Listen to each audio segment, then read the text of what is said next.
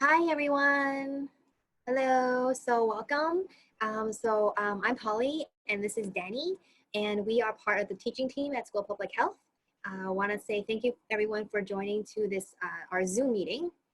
So this is the Coffee and Career Talk, where we call it Exploring Public Health and Global Health Careers. So in this coffee casual series, we would invite professionals from different fields of public health, different fields of people with global health, and come share their experience with us and talk about, for them about their past experience, their work experience, how has it been in career. So we hope that we would continue to do these series and that you will be able to join us next time. So hello, everyone. Okay, so we have Catherine here today. So Catherine is a founder of Safety Knot. And Safety Knot is an organization that is dedicated to promoting safety and also preventing injuries in low and middle income countries. So I think Catherine's online. So hi, Catherine. Hi there, how are you? Hi. So Catherine's going to be joining us online also in Zoom. So before I get started, I just want to make sure everyone is okay audio-wise and hear us. If you have any problems, you can unmute yourself or chat. We just want to make sure everyone's technical side is okay. So should be okay. Yeah, okay. Okay, so it should be okay because I'm hearing things. Okay. So before I get started, we'd love, like, if this was a in a face-to-face meeting, because currently we are on an online session, we'd be lovely to see your faces. But is there anyone that want to introduce themselves and tell us about who you are, or anyone want to speak up and share a little bit? Because Catherine would also want to know who you are also.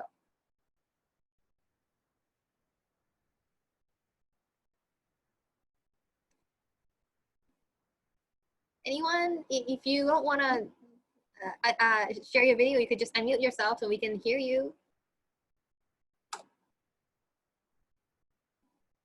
No one wants to introduce themselves?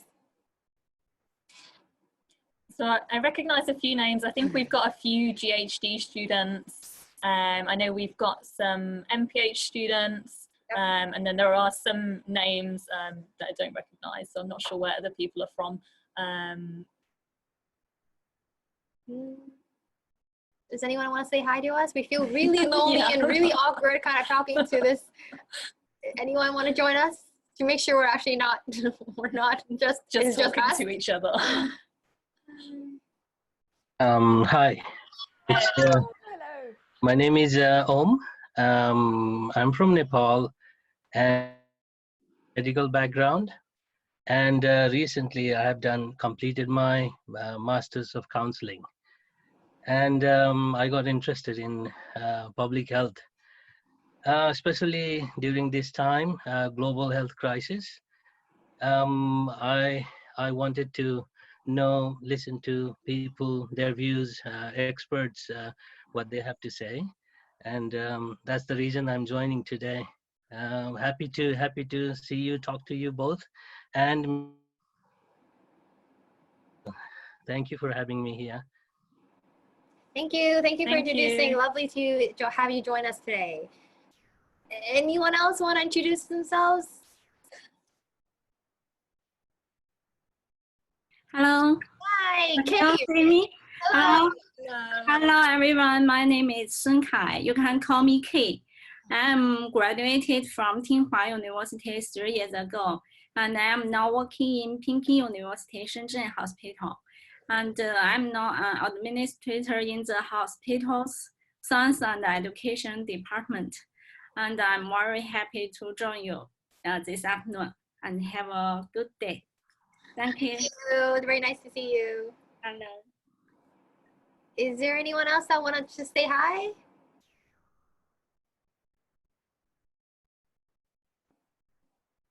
Well, don't worry. Just wondering, sorry, just wondering if you guys heard me clearly. Was the sound very clear? The sound was okay. We heard you loud. Okay, thank you. Thank you. So we want to emphasize that this is a very interactive session. So so what the format will be is that for the first half-ish, Danny and I, we have already kind of thought of some questions that we thought students might be interested in. And then we have, so Catherine's going to help answer the questions that we have already prepared for her in advance. So we're very thankful for Catherine's time.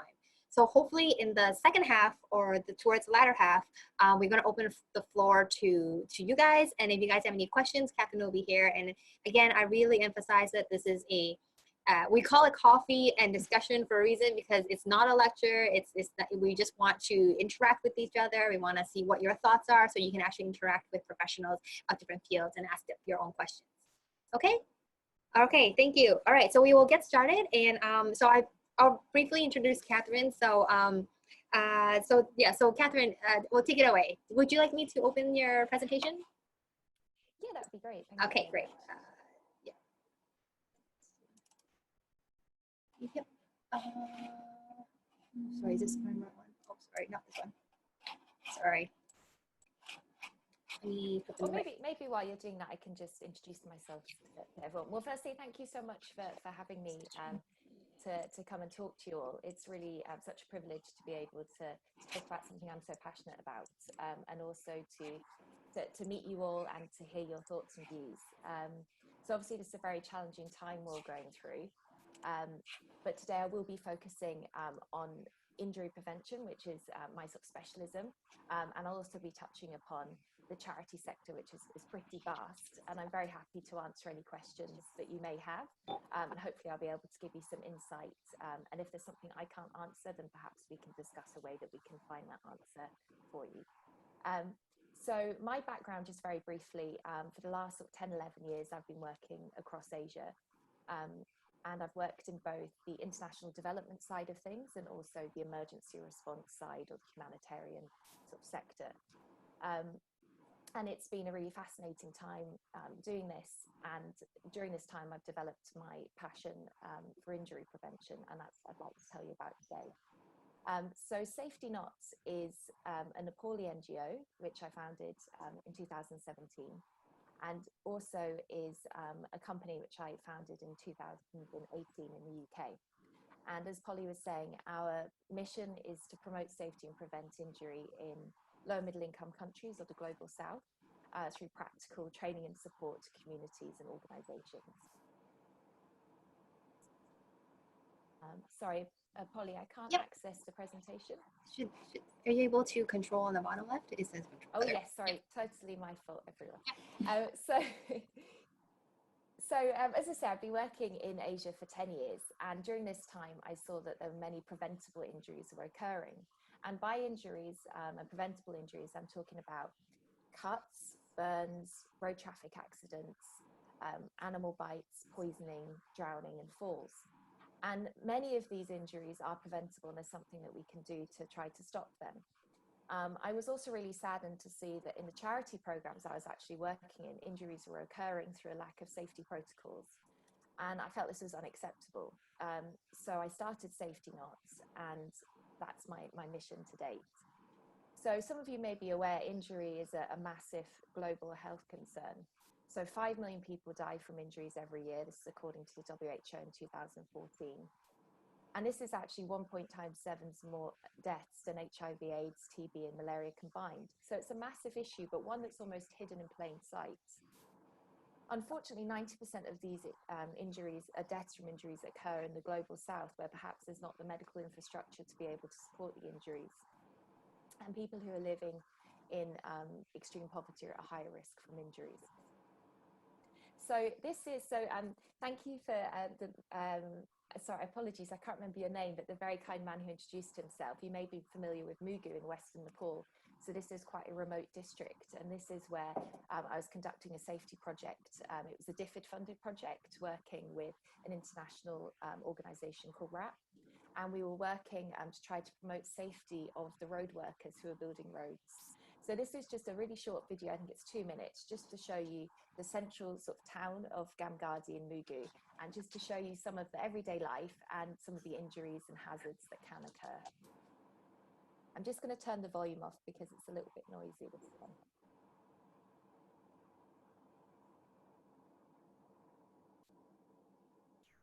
So you can see there's risks of falls, trips, there's construction work going on the left. You can see it's a very mountainous area.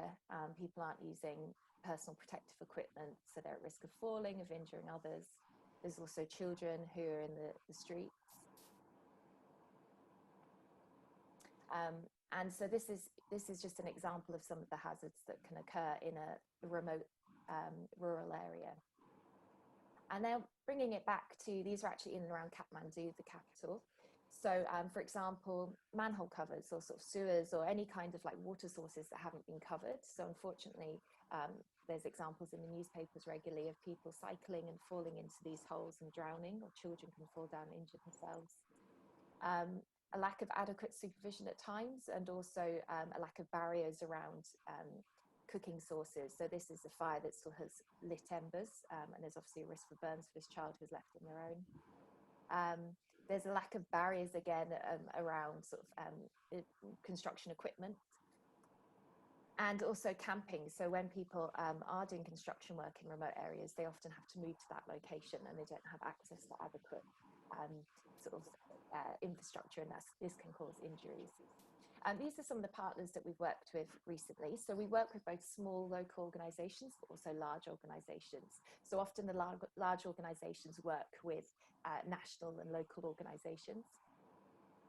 And these are just, we work with both children to promote safety, and you can see we conduct interactive training. We also work with adults, and we work with constructions workers as well.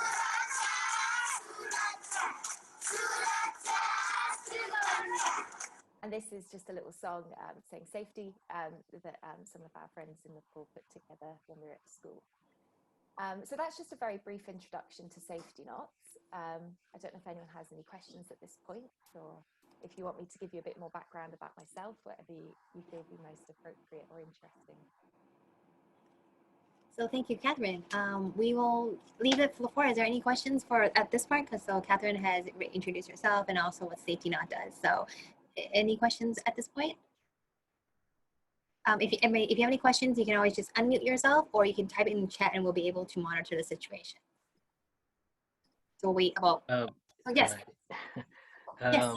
Yeah, it was interesting. I was wondering, is it possible for you to send email us the slides? Is that okay? Yeah, I'm happy to share the slides. Okay, sure, no problem. We can email the slides to all our registrants and applicants. So if you're not able to, please contact me and we will let you know if you don't receive it. We will send it to all of them. Maybe wonderful, PDF thank them. you. Oh, thank you so much for being interested, because maybe we can just PDF them because they're just very large. Yeah, we'll PDF them too, yeah. Okay, any questions about up to this point? Because we'll just carry on, but we just want to see if there's any questions, anyone have any comments, concerns? Okay, we will move on.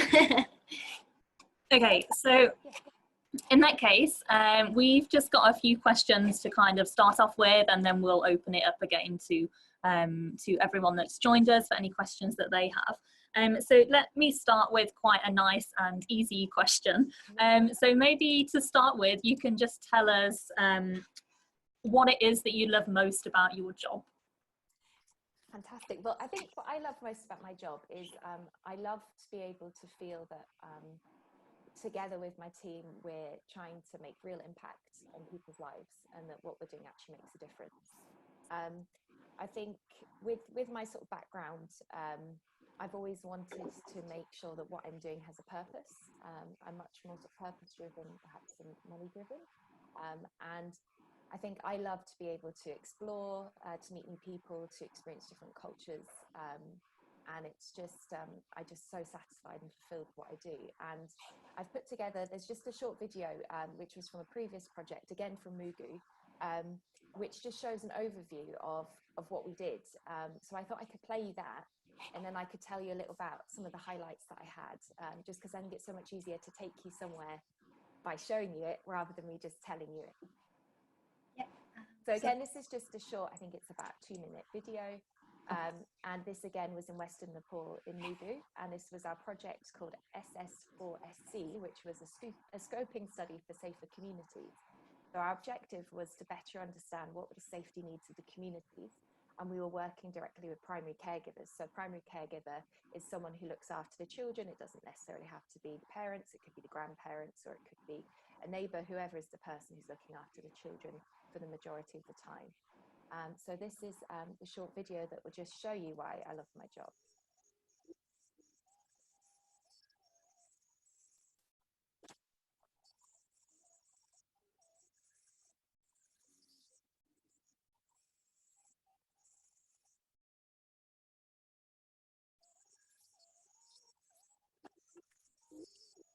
Is the video playing? Because on my screen it's frozen. Oh, here we go.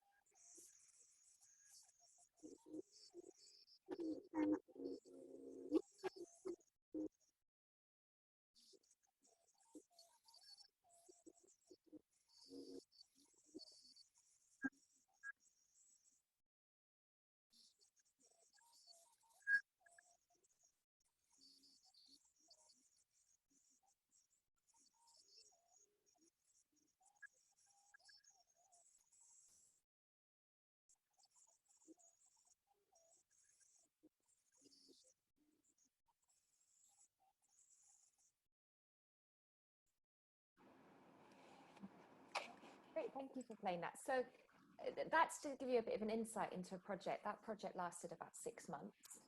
So for 6 months, so I was based in Nepal for 3 years. For 6 months, I was in and out of Mugu. And so the things that I love about my job is being able to, as I say, meet amazing people, to go places perhaps are not that easy to get to at times, to be able to better understand cultural differences of my own, and also how these relate to injury specifically, and just the variety, and every project's different. So other projects we were conducting in Nepal were focusing on working with communities who are in districts that had been devastated by the earthquake. So every project's different, and from my perspective, I really love having a varied life, and every day is different. It's not the same, it's not monotonous, it's always a new challenge and something that we need to think about. I think everyone has to find some interest in their job, and that's what drives them moving forward. So thank you really much, Catherine, for sharing that with us. Before we move on, do we have any questions at this point?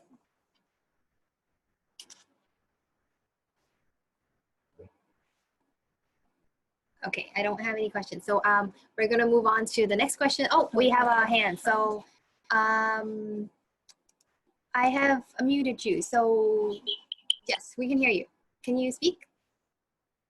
Hello. Do you have a question? Yeah, Yes. Go ahead. I would like to ask about how to raise children's awareness of their self-protection when we are promoting the school and the children's safety. I mean that young children are not mentally mature enough to realize the importance of prevention and the serious consequence when it comes to problems such as epidemics or something else. I think that's a fantastic question, and thank you so much for asking it. I think, as you've identified, children of a certain age aren't perhaps able to perceive risk, whether it's related to injury or it's related to epidemics. And so what we do is we have a sort of two-prong approach. So we do try to work with children, particularly the older children, within schools and also care homes. Oh, hello, we can see you. Hi there. Hello. I found something wrong with my computer, sorry. No, Oh, it's nice perfect. to see you. Love to see you. So we can try to work with the children in, for example, schools, through education, through the integration of curriculum, whether again that's for injury prevention or whether it's about hand washing at the moment, which we see as being so important. In addition, we also work with teachers. so that they can try to reinforce that. But you're absolutely right, for the younger ones, they're not able to sense that kind of, they don't have that hazard awareness, if you like, or risk awareness. And actually, the greatest risk of the age where most children drown is actually between age 0 and 2. And that's when they're not walking, it's when they're crawling. It's when there's a lack of supervision, and there's often a lack of pipe-borne water. So there might be open water sources to wash vegetables, for example, and you just need a couple of inches of water for a child to drown. So that's where we target primary caregivers, whether that's their parents that they live with, if they live in a care home, perhaps it's their carers, so that they need to be educated both about how to actively supervise, but also about the contextual and environmental risks within the home and outside of the home. I think we all become very, when we live somewhere, we just become so used to it. It's just every day, it's normal to us. And it's only actually when you start to look around and you think, oh, could I do something differently? Could I make something safer? That maybe you make a change. And one of the activities we do is, it's called a transect walk, but we call it a safety walk, or being a safety not detective. We can do it with children or adults, and what we ask them to do is to put on safety glasses, or to pretend to put on glasses, depending on how involved everyone feels. And we ask them to go and look around their environment and identify things that could be potentially unsafe. And then we ask them to come back to us, so either they physically map that, they draw it, or they discuss it, they take photos. They come back and then they come up with solutions together in groups of how they can make that safer. And I've got an example of that on a video, not the walk, but the results of thinking and looking to see how we can be proactive and make changes. So I think you're right. I think particularly with younger children, we can't be reliant upon just the child having to be self-aware, but also the personal people who look after them, also being aware of safety. So thank you so much for the question. Did that answer your question, or do you have any more thoughts? Yeah. I think the work of the younger children must be more different. Absolutely. And I think it's a process. So it could be that, what we very much do is design training or curriculums to make them age appropriate. So something that's appropriate for a 2 or 3 year old is not going to be obviously the same as for a 5 or 6 year old. So we also work with lots of educators and teachers, and also doctors and child developmental sort of specialists who are able to tell us at what age should we be sort of targeting different types of thinking. So thank you again. Thank you. Thank you for your question. Does anyone else have any question? Oh, hello. Hello. Hello, I'm Yami. Hello, nice to meet you guys. Nice to meet you. Yeah, I would like to ask, is there any kind of medical center nearby the Mongkok? Katrina, you've been there for 6 months, you have mentioned just now. So any kind of like medical center nearby them, or any kind of like telehealth they have used for any kind of medical use or something like this? Yeah. Another fantastic question. So if I understood correctly, you're asking if there's, in that video I showed you, of the quite remote area, if there's any health facilities there, and also if there's any use of telehealth? Yep, Perfect. sure. So the health facilities in Mugi, there is a district hospital. I would say it's of varying, that's the best place to go in Gamgadi. However, there's also a lot of health centres that are dotted around. And so it might be that because it's quite a large area, that some people can't make the hospital very easily, so they need to walk to the health centre. But the health centre may have people who are not trained, or it may be that there's really a lack of medical supplies and infrastructure. Often there's things like paracetamols and maybe some pills for your stomach, but there's not that medical knowledge perhaps in the more remote areas to be able to support with something like a severe break of an arm, for example, or if you're bitten by a dog and you need a rabies vaccine. And actually, an example in Mugu, when I was there, someone did die of rabies, I think 2 months before I was there, because there just wasn't a vaccine available.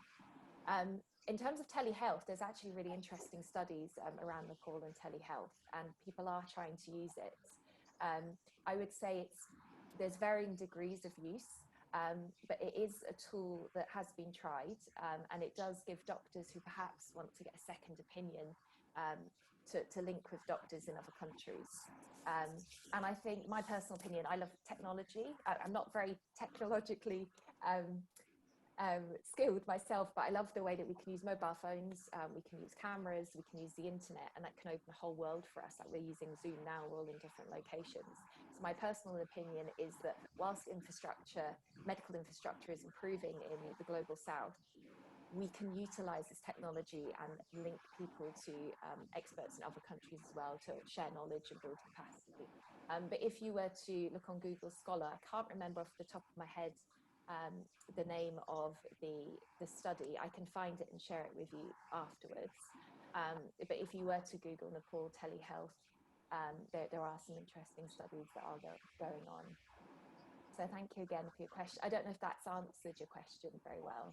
Yeah, thank you so much. Yeah, I heard it. Yeah, fantastic. Thank you. Thanks so much. No Yeah. problem. But as I said, I can share, because a part of my background, I probably should have said, I was doing a PhD in the use of the mobile phone as a dissemination platform for injury prevention training in remote Nepal. I've currently put that on hold, but it means that I've read many academic articles on that. So I can share maybe a bit of a reading list, just maybe of the top sort of 5 or 10 articles if people are interested. Sure. So maybe can I find it in online or some kind of like some kind of articles like this that give you right to the Yeah, well, before? maybe I could share them with Polly, and then I'm not quite sure how you sort of, if you're sending out the materials after, we can share it. Just Yeah, sure. Fantastic. short Thank you so much. No Thank you. problem. But just to say actually to everyone, this is a really, not so much telehealth, but telehealth being used in conjunction with injury. Or injury research in general is a really underpopulated area. If you start to Google it, you'll see there's not that many scholars looking at it, which is quite unusual, because if you look at other aspects of global health and public health, it's so oversaturated. So if you do have an interest, you could really make a difference with the research that you collect and share with others. Sure. Okay. Thank you. Well, thank you so much, Yami. All right, thank you for your question. So I don't see any hands raised. If not, don't worry, there will be like more questions at the end if they need it. So if there's no question, we'll just keep asking the questions that we have prepared for Catherine. Okay, so Catherine, our next question was going back to the beginning. We want to kind of know more what motivated you to set up your own NGO, and what were some challenges that you faced while setting up your NGO? Yeah, so I think maybe I can show, so I prepared another video, but maybe I can show you some of the people that I've met. And this is my motivation for why I set up the NGO. And then I can tell you a bit about some of the challenges that we face. This one is, yeah. Perfect, Okay. thank you so much. Hold on. And I have to give you the, sorry. Here. Great, thank you. So I'd like to introduce you to someone called Sita, who I met in Mugu in Western Nepal. Again, I'm just showing you Mugu in Western Nepal because I think, you know, it's quite, I don't know how much you've traveled, and it just shows you, you know, how different perhaps this is from Hong Kong. So apologies if the translation's not perfect. I know we have some Nepali colleagues on here, so feel free to feedback that after the presentation. But just to introduce you to Sita and to tell you why I do what I do. Oh, I'm sorry, there's no volume. Is there a way I can? We actually do hear the. Oh, you hear it? Okay, it's just not playing on mine. Fantastic. I'll just take that. Okay.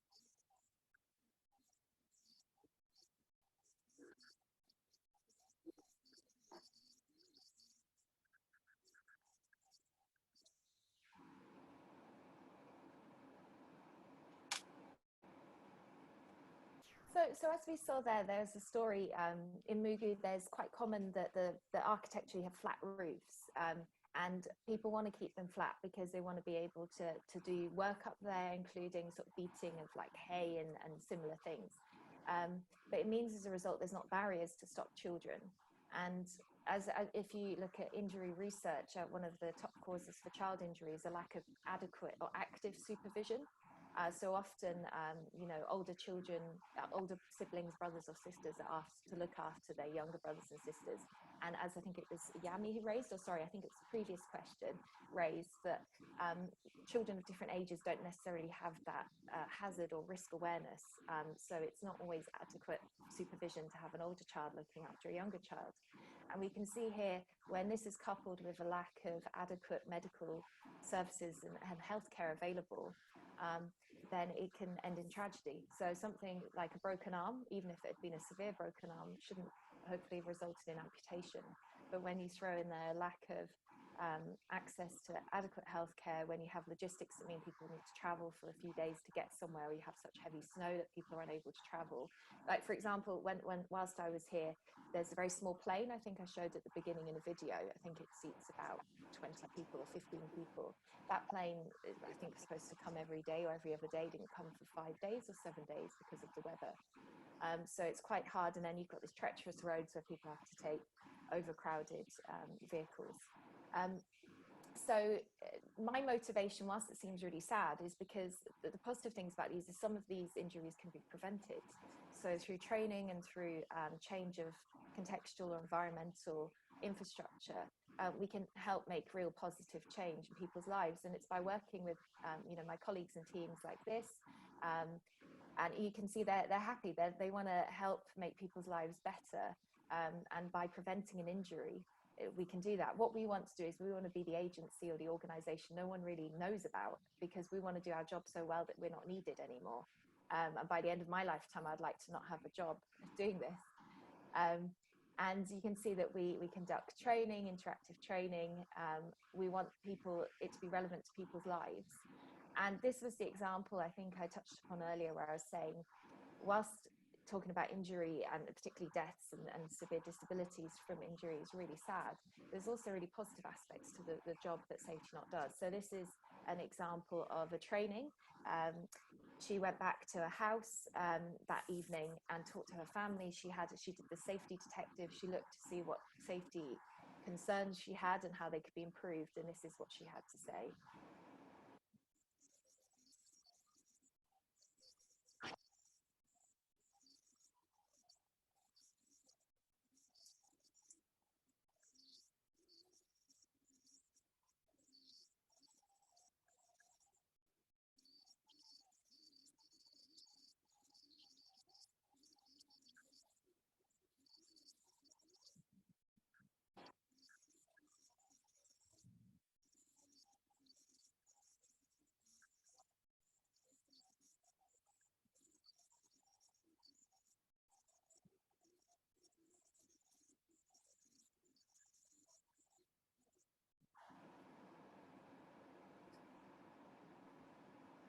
So you can see that she's come up with her own ideas about how that she can improve the safety of her home.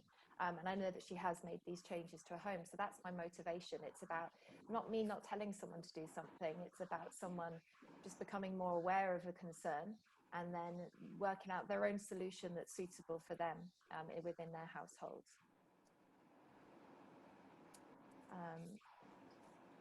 Let me help you advance the slide. There you go. Thank you, Osa. That's just the last slide. That was just the end of our training. But this brings me on to some of the challenges, because I know the question was not just my motivation for what I do, but also what the challenges that I face. And I think the biggest one, which I think you find anywhere in the world, is a sort of reluctance to change. And I think people I think I've heard the phrase so much, well, this is the way we always do it, Catherine. This is just the way it's done.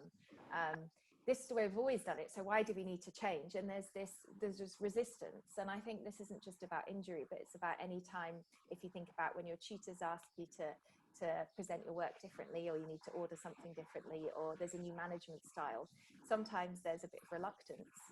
And that's something that we come up with quite a lot. An example could be of the seatbelt. So I'm not sure about Hong Kong, but based from the UK, in my memory, I remember as a child, I used to go into a car, the back seats of a car didn't have to have a seatbelt. It was only the law that the front two seats had to have a seatbelt. And then as I got older, it became law that you had to have a seatbelt on at all times.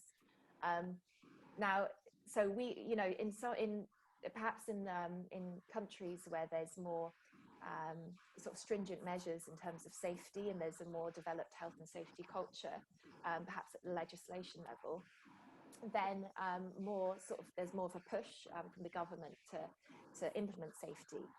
It's very challenging in, for example, a developing country. If we take the example of, let's take Cambodia as an example, you can't ask someone to wear a seatbelt if the vehicle they're in doesn't even have seatbelts, let alone the fact that it's probably overcrowded. The vehicle itself might not be roadworthy, and actually the person driving the vehicle might be a child, they might be too young to drive, and they might not have done a driving test. So then when we're saying, we can't then say, well, everyone must wear a seatbelt, we've got to work backwards and work out, well, in this context, what is practical and realistic? And I very much see that the work that Safety Not does is we have what we can do now, but at the same time we have what do we want to achieve in the future. So we need to also work with partners to focus on advocacy and changing legislation policy at a governmental level, as well as at a household level and community level. Thank you. Okay. We'll pause for here just a bit. Any questions so far? Okay, we will move on. Okay, so that leads quite nicely into the next question that we had for you, actually. So you've obviously got quite extensive experience working in and across different cultures. So maybe you could just tell us a little bit more about this in terms of your experience working with people from different cultures and what it's like implementing programs in these different contexts. Fantastic, thank you. Well, apologies, all my photos and videos I've realised now are all Nepal and specifically Mugu focused. As well as working in Nepal, I've also worked in Vietnam, Cambodia, the Philippines and Nepal. So I've been working across South and Southeast Asia. It's not just Nepal, it's just that's where I just thought there was some good videos that I could show you from there. So during my time working in cross-cultural settings, I've learned so much.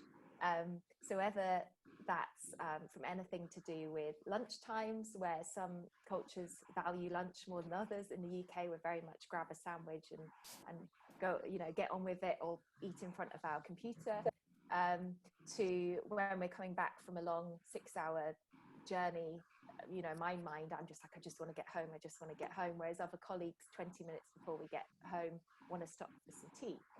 So, you know, there's sort of the working level and logistics, and which is, as I say, this is my motivation and why I love doing what I do, because I love learning about how everyone in the world works.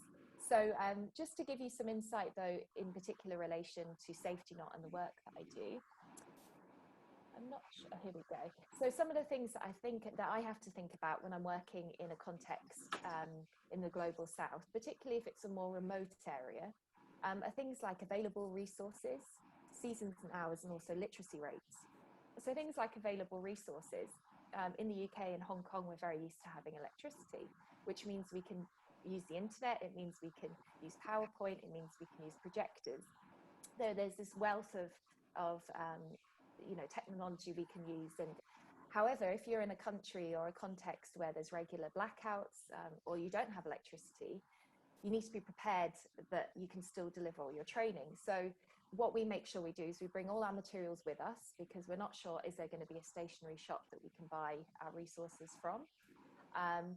What we do is we make sure that we laminate all our materials, because if we're going to be having multiple groups using them, we want to be able to use them multiple times. It also means we can clean them between use. Things like seasons and hours, okay, it's great. We go in somewhere thinking we're going to deliver this fantastic training. We put all our time and energy into it. We're really excited about it. And then we get told, oh yeah, no one wants to come to your training. And then I'm devastated. And I think, well, why don't you want to come? And then it turns out, well, perhaps it's harvesting season, or there's particular few days when people are particularly busy with an agriculture process that has to go on then. So what we do is we work with local community members. I'm an international part of Safety Not, but the national team members are from the country that we're working in. And in addition, if we're going to a community we're not familiar with, we'll hire local community members to make sure that we better understand when is a good time in the day, for example, to work, when's a good season. And literacy rate, we sometimes work with managers and senior leaders who have full literacy, if you like, but we also work with many community members who might have limited or no literacy. So we also need to make sure our training is accessible to all. That's something that's one of our sort of key fundamentals in Safety Not. We want to make sure that everyone's respected and have access to safety support. So these are things that we think about. So this is an example of us using sort of imagery and storytelling. And this is an example. So some of you may be familiar with the risk matrix, where you have various numbers and different colors, and it's all quite complicated.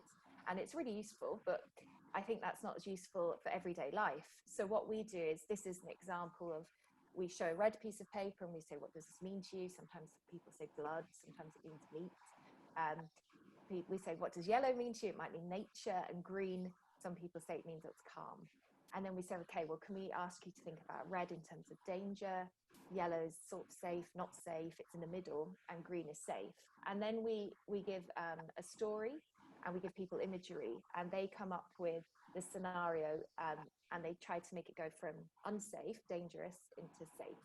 So this is an example of one of these activities.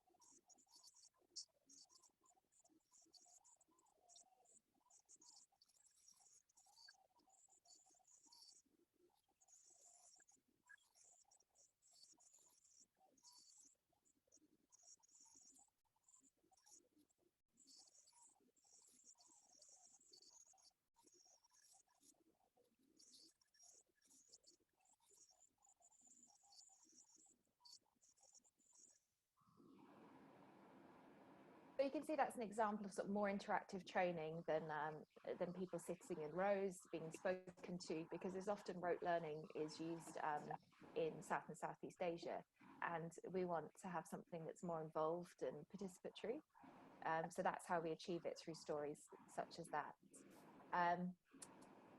This is another example of, we were talking about the safe and unsafe sort of concepts. So here it's a group sorting different imagery, different photographs and pictures into a safe and unsafe pile.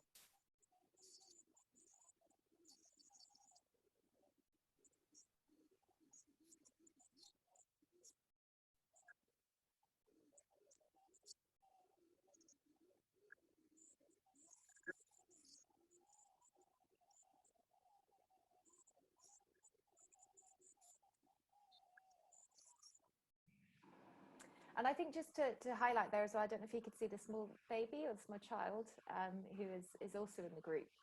So we feel very strongly that if you're inviting primary caregivers to come to a training and their primary role is to look after children, I don't want the child to stay at home if the child's not going to be looked after. So we do invite that anyone who wants to bring their children can bring their children, which we were told was very unusual. And that normally people are told you must leave your children at home. And actually, I'm so pleased that we did say this, because we found out that one grandma who attended, who looks after her grandchild, she had actually left her grandchild, who was 4, with her son. And she came back, on the way back from the training, she heard this sort of like calling, grandma, grandma. And she looked up, and her grandchild was had climbed a spiky bush, and she couldn't get down. And it turned out that the father, he's not normally the primary caregiver for the child, had to go out for work. He had left the child. She had then climbed up this spiky bush, got stuck, got scared. Luckily, the grandma came back quickly and it was okay. But then she said, okay, well, now I know why you're telling us we need to bring children to the training. So the next day she brought her grandchild to the training. So I think we try to be really flexible and also culturally considerate. I think with gender roles, gender is something that I've always had a very strong interest in, and it's very different in different countries, and it manifests in different ways. But one way, for example, was, don't make the assumption that, for example, all caregivers are going to be female. You could see in that last group, we actually had quite a lot of granddads. They seem to be primary caregivers in one of the communities we were working in. Also, you may, I think, have seen in the previous photo, there are quite a lot of female labourers. So depending on what area, what country, females and males perform different roles and tasks. So we shouldn't take our own preconception or ideas from our own country and place that onto someone else. And this is the same again with religious and spiritual practices, and also attitudes and beliefs. It's not just about the beliefs may be different from what I've been brought up in the UK, but it's also Cambodia, Vietnam, and the Philippines, and Nepal, all different religions, all different practices. So it's not okay to just transplant, oh, well, I worked in the Philippines for a year, this was really successful, I'm going to transplant it to Vietnam because it's going to be the same, because you can't do that. So we make sure that we spend a lot of time researching and talking to people. It's not so much about academic papers, but it's just about actually the communities we're going to work with. What are their thoughts and ideas and views? Because they're the people who need to lead the training, they're the people who need to make the changes if it's appropriate. So we do spend so much time with this and talking to people. We also want to make sure that we really know what interests certain communities. So for example, in the Philippines, I don't know if we have anyone from the Philippines, but from my time there, everyone loved karaoke. Same in Cambodia to an extent. And people were more than happy in the middle of the training to start singing. If you did that to someone in the UK, I think everyone would be absolutely mortified, and there would be no chance that someone would just start singing in the middle of a training. But we found in Mugu, people were really keen to do so. So we thought, well, why does it have to be, sit down and talk and this? So we asked people, okay, well, do you want to break off into groups and come up with some safety songs? And this is just an example of a song that people put together in about 15 minutes, something I could never do. So I'll just play that just so you can hear what they wanted to sing about. Oh, sorry. Here, let me help you with this one. Thank you. Oh, there we go. Yeah, got it.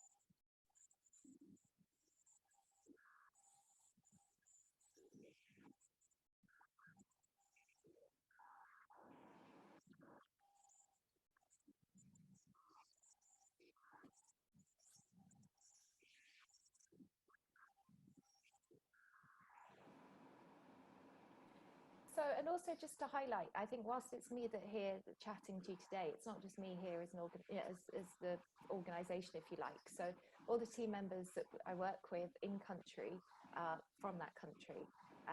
So it's, as I really don't want to make it sound as though I come in and say, oh, I'm from the UK and I know what safety is like in the UK, so this must be the same case and we need to make Cambodia the same, for example. That's not the way it works at all. And as I say, it's very much focused on what the needs of the communities we work with. So you can see people the falls from rooftops about barriers is quite a common thing that people are talking about. And that's because it was something that was happening so regularly. I wouldn't have known that had our team not conducted all that research with so many people.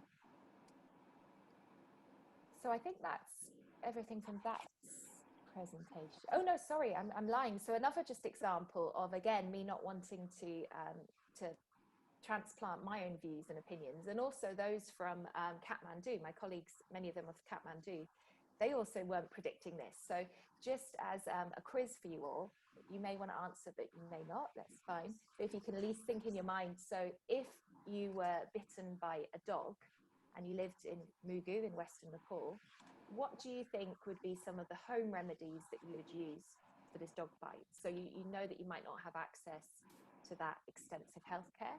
So you often look around your home and you use your traditional practices. Has anyone got any ideas of what people might use to treat a dog bite?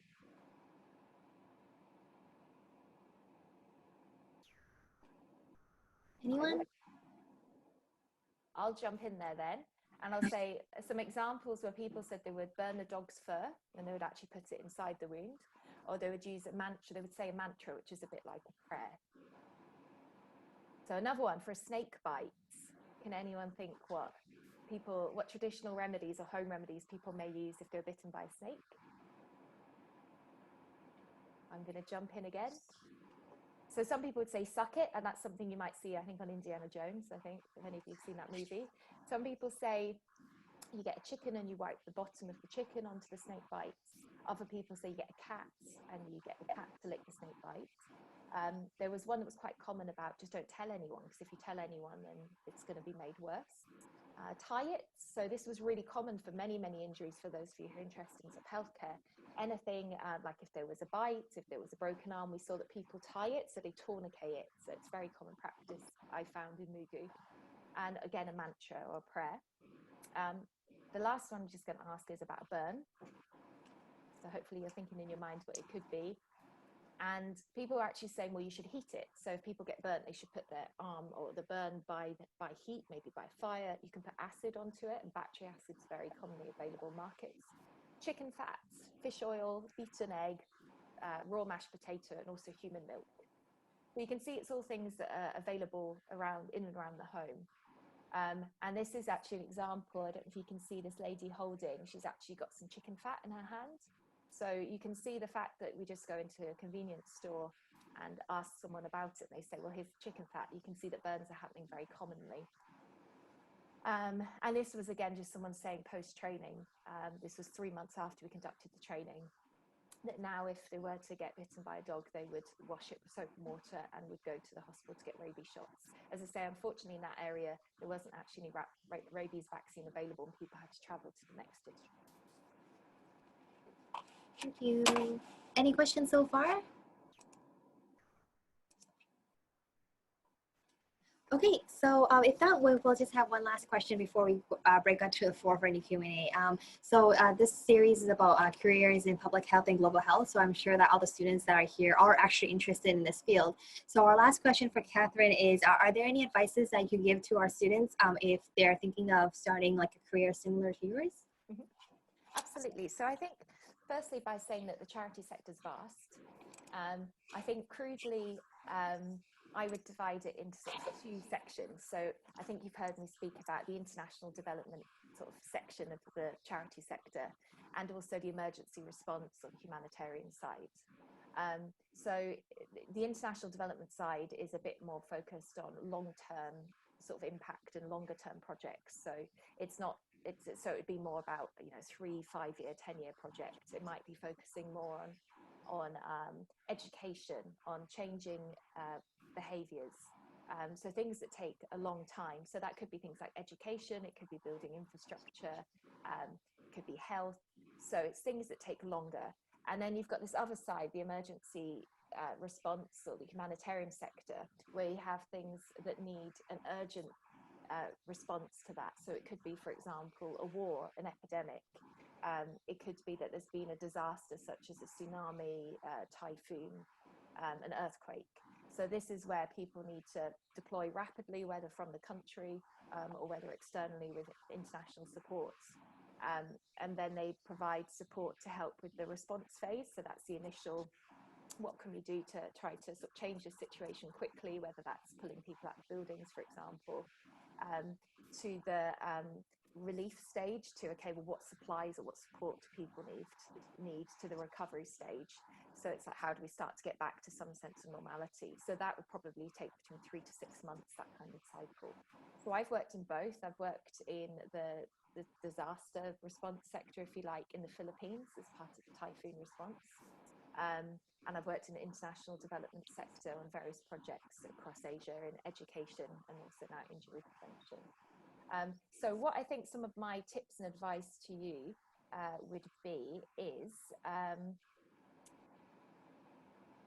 so think about what you're passionate about. I keep saying about this is my passion and this is my motivation and my drive, but to be able to work in high stress situations and contexts and be able to give it your all and really work hard, you need to be passionate about something. Otherwise it's going to be very hard for you to maintain that kind of level of response. And this is what I mean, you need to be motivated, because sometimes you're working in situations, if you're working in a post-typhoon context, there might not be electricity, you might not have a bed to sleep in, there might not be running water, a lack of access to food, yet you're supposed to be highly functioning and supporting people. So you need to be really motivated to work in sometimes quite challenging, physically challenging conditions. And also, what is it you want to achieve? So I think some of you, you're all from very different backgrounds and you've got different interests. So it might be, do you want to work with a specific group of people? Is it, for example, that you want to work with refugees, for example? Is it that you're really interested in working in a particular region? You know, at the moment, my sort of region is Asia, but I've also worked in Africa and South America. So is it that you've got a particular region that you'd like to operate in? Or is it a particular specialism? Perhaps you're a medic, or perhaps you want to become a key health worker, a doctor, a nurse, and you feel that your specialism can then be transferred to the development or the emergency response sector, and you're able to provide support through that. So for example, MSF, Médecins Sans Frontières, they recruit, as well as program sort of managers and people to help run everything, they also need medical specialists. So for example, doctors and nurses. So I think you've got to think about what is it you want to achieve personally, because I think, as Polly was saying, I think if you feel, or Danny, apologies, can't remember who, but if you feel fulfilled and motivated, then you're able to achieve more. So I would really think, you know, what is it you're passionate about? But this can be really, really difficult, because until I found my passion, how did I know what it was? So I think it's really helpful to work backwards. So I would say at this stage, start to think about what do you think from this, if you're interested in this vast sector of the charity sector, what is it that interests you? What excites you? Do you think it's something like international development projects, perhaps working on education and or water and sanitation, or is it about being part of an emergency response? Or is it actually you're interested by particular organisations? Is it you've always wanted to work for Oxfam? Is it you've always wanted to work for Save the Children? And think about, why is that? If you want to work with Save the Children, is it because you think they do great work, or is it because actually you really want to work in a project that supports children and also parents as well? So my top tip for you would be to look at jobs that you're interested in and look at what specifications they require. So what skills do they need, what experience and what qualifications? So I did a master's in development and emergency practice. One, because I was very interested in it and it was a practical course, I think much like the courses you're doing, but also because I realized that all the jobs I wanted to get into, even if they were very junior level, you needed to have a master's. So you need to really check what qualifications do you need. What experience do you need for this role? Do you need 5 years experience, 10 years experience, 1 year experience? And what skills? So do you need volunteering experience, etc.? So I would say, what's your ideal job or jobs? And then look at that job description as a roadmap for success. So what criteria, what do you need to upskill on? And then try to make sure you're on the right trajectory. Because for example, if you want to work for an educational organization as a technical expert in education, but you've never worked in education, you'll find it hard to get that dream role. So make sure that you're going to be a good match for what you want to get into. And these are just a selection of a few websites that may be of interest to you. There's some of the bigger ones, some of them a bit UK focused, but there's Charity Job, Idealist. Idealist also shows volunteering opportunities, so it may be that you could do some remote volunteering as well as actually being in country.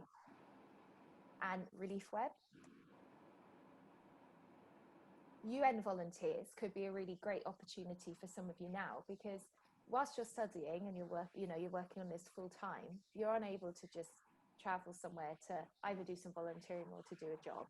But you may be able to have a few hours a week to provide some remote support, which will be very helpful for the organisation, but also it could be really helpful for your CV. So this is a practical way to gain volunteering experience of actually being in country. Another one, this is more for in-country, but VSO, so this is a UK-based volunteer service overseas organisation. Each country have different organisations. But again, this can give you some insights into what kind of roles. There's a very funny group on Facebook called 50 Shades of Aid. And this is specifically, it's got aid workers who are part of this group, and they share their everyday life. Also, they share interesting resources, challenges, etc. So this gives you real insight to what it's like to actually be an aid worker somewhere. And then also, if you can, trying to find someone who can help with mentorship or an advisor. This, to be honest, is something I've always found quite challenging. I've found it quite challenging to find people who are able to support me. But I think that if you've got someone who's willing to be able to give you advice, particularly if they're in the sort of type of role that you're aiming for, that would be so helpful for you. I think just be mindful and respectful of their time and what you're asking from them. And yeah, we'd love you to, if you wanted to check out our website or to email us or join us on social media to see what we do, then please do check out us as well. But there's just a whole variety of different ways to get into the charity sector. When I was sort of getting into it, it was very much you would volunteer as an unpaid volunteer, and then you would work your way up and then you would get your jobs. I'm not quite sure what the landscape's looking like now. I think that there's a bit of a backlash towards unpaid volunteer positions, which I think we can all understand why. So I think, as I say, my top tip would be working backwards and working out what experience you need to get that dream job that you would like. Okay. Thank you. Thanks, Catherine. I think that was really helpful advice in terms of breaking down the sector, ways to sort of think about your career, and then also some really practical advice for students thinking about careers in this sort of sector. So I think so that's all of our questions.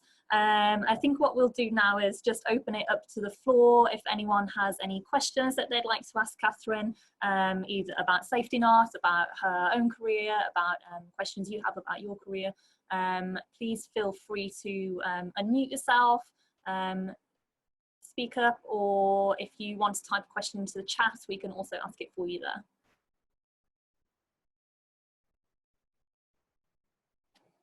Yes. Calvin. Would you like to chat or just speak up? Yep. Hi. Hi. Hello, is my mic working properly? Yep. And can you guys see me? Hi. Okay, hi. I'm a year 1 student studying the Global Health and Development undergraduate program in HKU right now. And I kind of had a question that sort of intertwined with what was kind of answered, and that was like, what does it take to put together a team like Safety Not? But I guess I could rephrase my question a bit now, and that is like, with the knowledge that you have now after being on the field and working with so many different people, is there anything different that you would have done back then, now thinking back?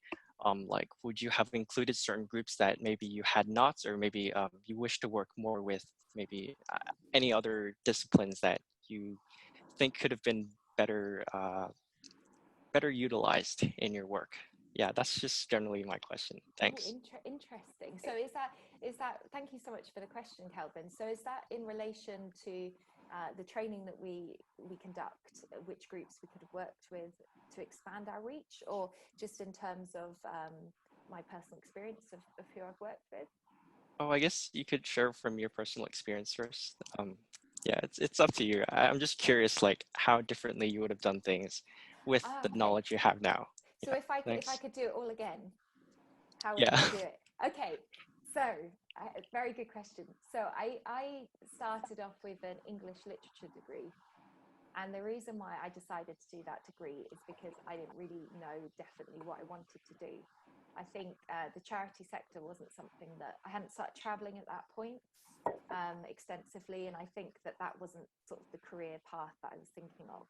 So I thought, okay, I'll do an English literature degree because it's a nice broad degree that's going to mean I have many transferable skills from writing to sort of you know, collating information, etc. If I had known now that I wanted to follow this career path, I suppose I would have perhaps done, you were saying you're doing an undergraduate degree. Yeah, Yeah. or well, anything actually. Or Well, the sorts of people you would have hoped to started conversations with when you were forming your safety net group. Well, Just, I think firstly I would have done a degree like yours because it sounds fantastic and it's already enabling you to start to open your mind. I never had these kind of conversations when I was at university, so I didn't even know there were all these different aspects of the sector. I think what I'd have started doing is probably reaching out to more people earlier on. I think no one minds, well, I don't think anyone would mind if you approach someone who works perhaps in a role that you're really interested in or an organization you're really interested in, and you just say your situation, you'd love to hear their thoughts and ideas, and do they have 10 minutes where perhaps you could have a call like this, or could you buy them a coffee? So I think starting to reach out to more people. I think also realizing the value of networking earlier on. So for example, my master's degree, I didn't even think about the fact, not that I did anything wrong during my master's degree, but I didn't even think about the fact, oh wow, okay, we've got say 50 people, I think, in my cohorts. Let's say 30 of them go on to have careers within the sector, and they're going to be all around the world. And actually, when I go to a different country, I might bump into them. So I should maybe keep more in touch with them than I have done. So I think really keeping engaged and in touch with your peers now, I think would be something. So I think networking, speaking to people, even if it's just for interest. And I think for me, having more confidence, I don't know if it's why that is, if it's my age, if it was my upbringing or what it is. But I think that having more confidence in my own abilities, I think I could have got to where I've got quicker. So hopefully no one's feeling that, don't feel like I did, and just really giving things a go. I think when I decided to start Safety Knot, which I actually decided to do this about 6 years ago, but I didn't want to start Safety Knot until I knew there was a real need. I don't think you should just start something for the point of it. And then I said to myself then, okay, I don't mind if I fail, but I'm always going to regret never trying. So I wish I'd perhaps had that attitude maybe 10 years earlier, maybe. But I think at the same time, I don't think you should have regrets. I think that I'm very much a reflective person. I think that you can learn from anything that perhaps hasn't gone quite the way you hoped or anticipated. And you can say, okay, well, what's the silver lining, or how can I get the most out of this? And I think particularly for your cohort, I really do feel and empathize with you, because you've had the disruption of the protests.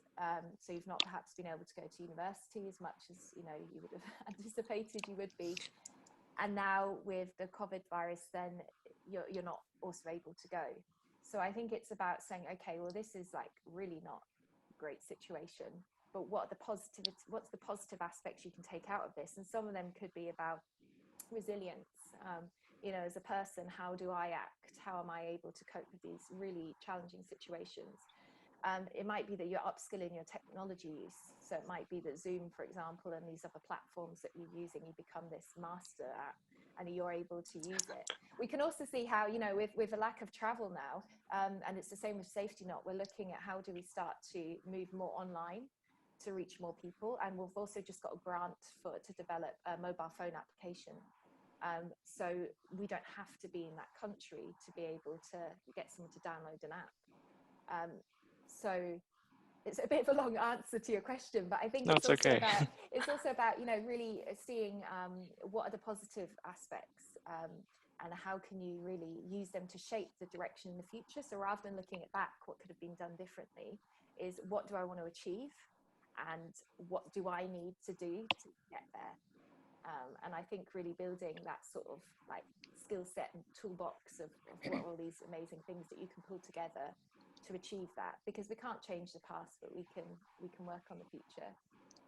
Right. Thank you so much for that. If I could like add on like a kind of follow-up question to that, and that would be like you mentioned you would hope to have reached out to more people. And I'm sure you would definitely do so in the future as well. So which sorts of disciplines or occupations or people that you would really want to work more with in the future, say for now? For Safety Knot, or for could be Safety Knot, could be you in general, if you have any other ideas for newer groups, certainly anything, yeah. Well, I think in terms of for Safety Knot, we work with primary caregivers, but we're also community-based construction workers. But we also we have done work with teachers and school students. But I would love to partner. So this is now, I think, the phase where we're trying to expand our partnerships. So working with research organisations. So for example, Nepal have set up in collaboration with UWE and Bath in the UK universities. They've set up the Nepal Injury Research Council. I've attended Injury Prevention Conference, I think it was 2 years ago now. So all those organisations that are there, and they spread different disciplines from academia to also healthcare practitioners. So for example, burn specialists. You've got people who work in telehealth. And then I think in the future, with governments as well, to look at real legislation change. But I think an example from my past where I could have done things differently was I did an internship at Oxfam in Oxford, where I'm from, and that's the headquarters of Oxfam. And I chose an internship in community events and fundraising, and it was focusing on the London Marathon. Now, this was very much early on days for me when I was getting to know the charity sector. And as soon as I got there, lovely team, but I realized, oh yeah, I'm not interested in this at all. I'm interested in the humanitarian side and the programmatic side, the international development side. And I was really lucky there because Oxfam would do lunchtime talks. So people would come in like I'm doing now, they'd come and share their experiences. They would have outside speakers and guests. So I could start to better understand who was doing what. I think perhaps I was a little bit held back a bit, and I wasn't forthcoming enough to set up as many meetings to discuss with people about their job. And I perhaps could have done that. So I maybe only spoke to a couple of people because everyone looked a bit intimidating and scary. And actually, I should have probably reached out to many more and just say, I'd love to hear your experience. Can I buy you a coffee? So I don't know if that's answered your question. No, that's great. Thank you so much for sharing with us. And you've also given a lot of really useful and great advice for us looking for the future. Yeah. So thanks for answering my questions. Thank you so much. And do feel free to reach out. I'm sure Polly will share my details with everyone. But if you've got more questions, I'm very happy to answer them after this as well. Thank you. Well, best of luck. Thank you, Calvin. Thanks, Calvin. So I guess we have, does anyone else have any questions before we just end the talk? Yes. Christy. Christy. Oh. Okay. Right. Okay, so we're going to have to read that out. Okay, I'll read it out. Okay, so whether it be international development or emergency response branch of NGO, I'd imagine that the government and private sector help are important. What kind of work do you get? What kind of work do you do to get aid from governments and private sectors? Thank you. Well, that's a great question, Christy. Thank you. So you're absolutely right. So NGOs need to have a finance to be able to sustain their activities. So far with Safety Knot, we've been engaged by organisations to deliver the programme for them. So an example of some of the projects we've worked on is they would receive funding from the Department for International Development in the UK. So that's our government department that focuses on international development. They have a project. So for example, they have one of the projects we worked on was a £40 million project for developing road infrastructure. That was some of the videos you saw. And then they actually engaged an international development consultancy firm. And then they would work with local partners. Another project I've worked on, again, the same thing, Department for International Development. I think there was £30 million project, which was awarded to, again, an international development consultancy, which I was saying is becoming more common. They worked with a consortium of 5 INGOs, so international NGOs such as Oxfam, Save the Children, CARE, World Food Programme, and Dan Church Aid. And then they worked with local organisations. And as part of this funding, we were engaged to do that work. As I just said, we've received a small grant, which was from a local, it's an Oxford business grant for innovation. And we've received a small grant to help us develop a mobile phone application. But this is something where NGOs really struggle. You need to get funded to be able to do your work. So there's a lot of grant writing involved. This is something we want to start to move more into. Because we want to have more of a sustainable future. A lot of NGOs as well do fundraising with private donors. So for example, friends, family, people who care about that particular aspect of their project. So things like GoFundMe, crowdfunding is popular as well. But as an NGO and also as a private entity, you can apply for government grants, also private grants. But also you can, it may be that your service is relevant to someone who wants to pay as a transaction. So for example, we're moving into supporting smaller offices of their safety support. So these offices may not be NGO related, but they would be in a developing context or a developing country, but maybe that they would pay a fee to engage us to deliver that training or safety support. But I think to have a sort of sustainable entity, you need to have a multiple sort of pronged funding approach. Because if you're just reliant upon grants and you're not successful for the grant, then you can't pay anyone, you can't do your work. But I would say that's a constant struggle and definitely one that I haven't solved yet. So if you have any advice or suggestions, do let us know. Okay, thank you. Okay, great, thank you. I think Christy says you've answered her question, so thank you. Thank you, Christy. All right, thank you. Does anyone else have anything?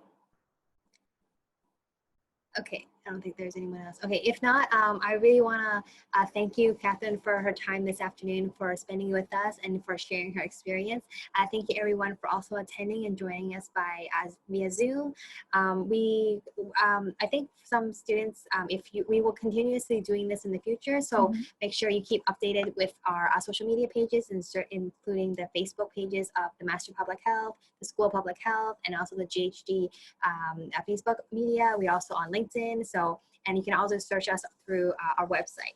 And again, Catherine has also provided us some information about Safety Knot. So make sure, if you have time, go check out their website. And I will, for the registrants, I will also send the PDF files of Catherine's first presentation about Safety Knot, and it will be a PDF. If you have any questions for today, you can contact me through the email also, or any of the social media platforms. Okay, so is there anything else that we can help you with before we end of this meeting? Okay, I don't think there's anyone that's raising their hand. Okay, so if not, thank you. So we'll end this coffee discussion talk. We hope that next time, we hope a next one will be actually in person, and we can invite our next guests and we can actually give them coffee. Okay, thank you, everyone. I really wish everyone stay well, stay safe, and really thank you, Catherine, again for your time. Thanks, Catherine. Thank you so much. Thank you. Bye, everyone. Good luck. Best of luck for everything. All right. So I'm going to end this meeting. So thank you, guys. Thank you, everyone. Bye. Bye. So recording.